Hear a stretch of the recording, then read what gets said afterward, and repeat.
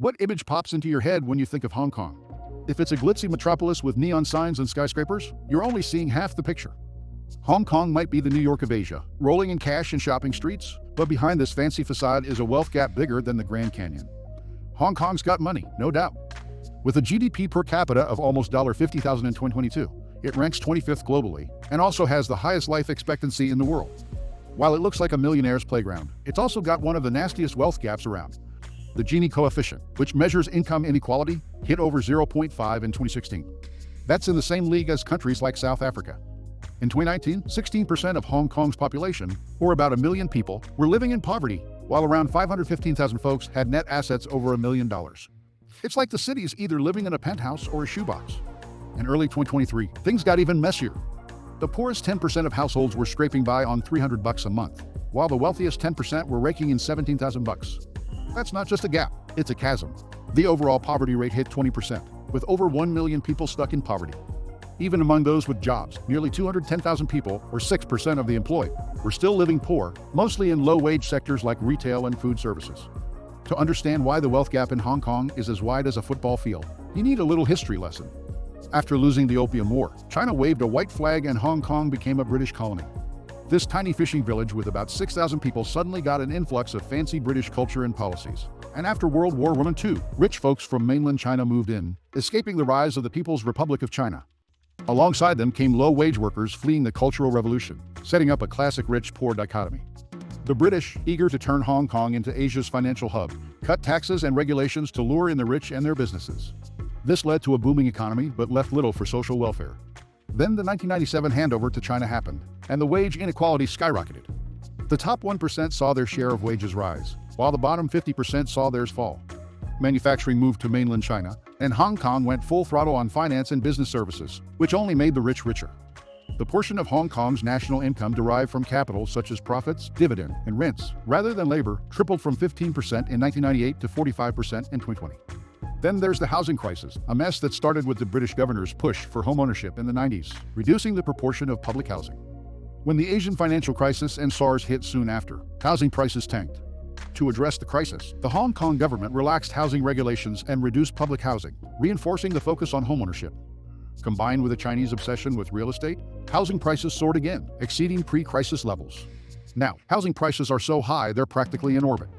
A shabby 40-square-meter apartment costs about $700,000, which is 146 times the average monthly income. Bigger apartments, they're way out of reach, costing millions. When people turned their attention back to public housing, it was already too late. The waiting period for public housing is at least 5-6 years, and young people struggle to find eligible units.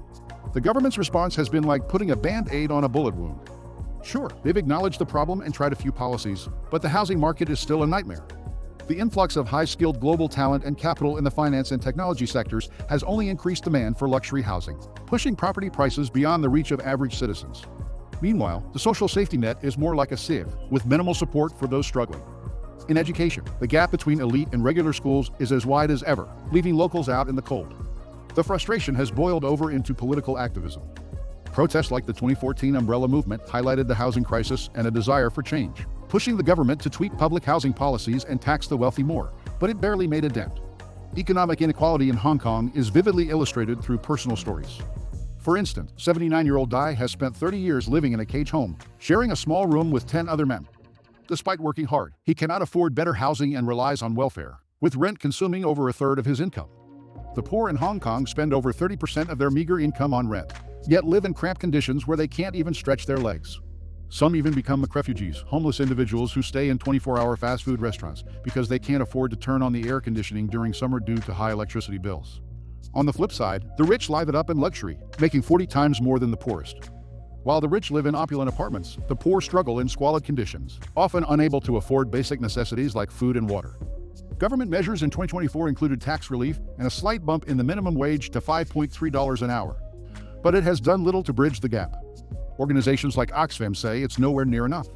As of 2023, the total fertility rate in Hong Kong was around 0.75 births per woman, among the lowest in the world.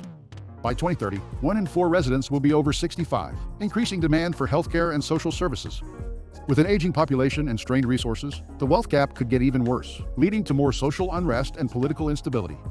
Comprehensive reforms are desperately needed, from better social welfare to progressive taxation. Adding to the doom and gloom is China's tightening grip.